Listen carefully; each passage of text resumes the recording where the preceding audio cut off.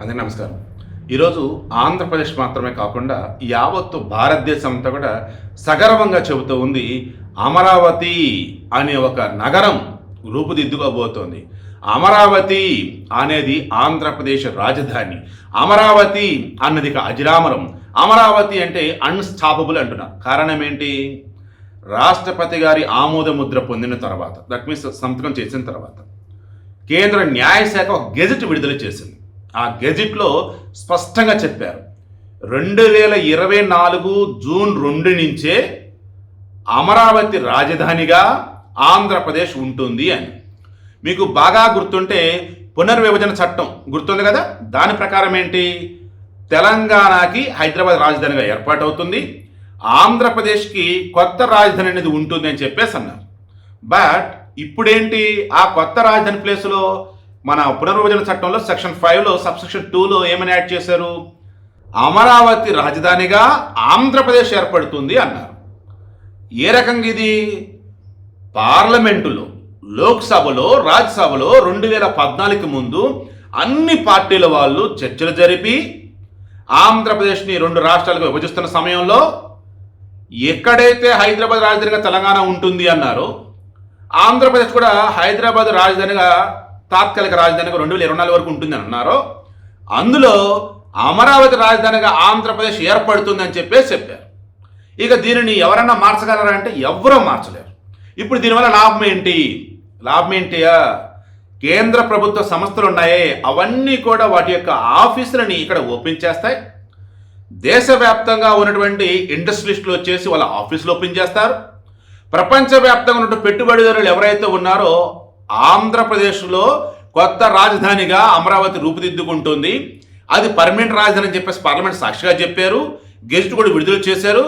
ఇక అక్కడ అనగానే పెట్టుబడులు పెట్టినట్టయితే తక్కువ ఇన్వెస్ట్మెంట్తో బెస్ట్ లాభాలు పొందవచ్చు అండ్ భారీగా ప్రభుత్వం ప్రోత్సాహకాలు ఇస్తుంది, కాబట్టి అక్కడ పెట్టుబడులు పెడదామని చెప్పేసి డిసైడ్ అవుతారు.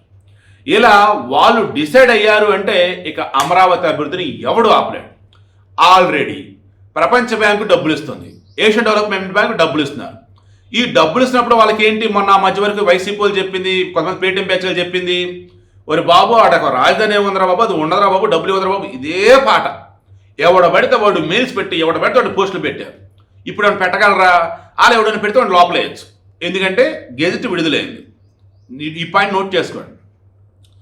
అమరావతి రాజధానిగా పనికిరాదని కానీ, అమరావతి డమ్మీ రాజధానిని కానీ, అమరావతి కాదు కమరావతి కులములు చెందిందని కానీ హడావుడి కనుక చేస్తే జైల్లో చెప్పకూడే. సో ఇప్పుడు ఆంధ్రప్రదేశ్ వ్యాప్తంగా కూడా మొత్తం 3 జోన్లు చేశారు. ఈ శ్రీకాకుళం, విజయనగరం, విశాఖపట్నం, తర్వాత తూర్పుగోదావరి, పశ్చిమ గోదావరి వరకు ఒకటి అన్నట్టు. ఇక అంటే ఉమ్మడి రాష్ట్రాలు చెప్తాం. ఆ తర్వాత కృష్ణా, గుంటూరు, ప్రకాశం, నెల్లూరు ఒకటి అన్నట్టు జోను. ఆ తర్వాత వచ్చి తిరుపతి జోన్ అన్నట్టు ఒకటి చేస్తున్నారు. రాయలసీమలో ఉన్నట్టు 4 జిల్లాలు ఉమ్మడిగా. ఓవరాల్ 28 జిల్లాలు వేసుకున్నా కానీ మొత్తం 3 జోన్లు చేశాం. ఈ 3 జోన్లు చేసి ఏం చేస్తున్నారు, ప్రతి జోను కూడా ఏమేమి ఉండాలి డెవలప్మెంట్ పరంగా, ఇన్ఫ్రాస్ట్రక్చర్ అన్నప్పుడు ఏమేమి ఇవ్వాలి, ఓవరాల్గా అన్నప్పుడు ఏం కావాలి, ఇలా విద్య, వైద్యం, వ్యవసాయం, ఆక్వా, పరిశ్రమలు, తర్వాత తయారీ రంగం, ఇలా చెప్పుకుంటూ పోయినట్టు డిఫెన్స్, కొత్తగా రైల్వే రంగం, ఇలా అద్భుతంగా బ్రహ్మాండంగా డెవలప్ అవుతూ ముందుకు దూసుకుపోతా ఉంది ఆంధ్రప్రదేశ్. అటువంటి ఆంధ్రప్రదేశ్కి ఈరోజు అమరావతి శాశ్వత రాజధాని.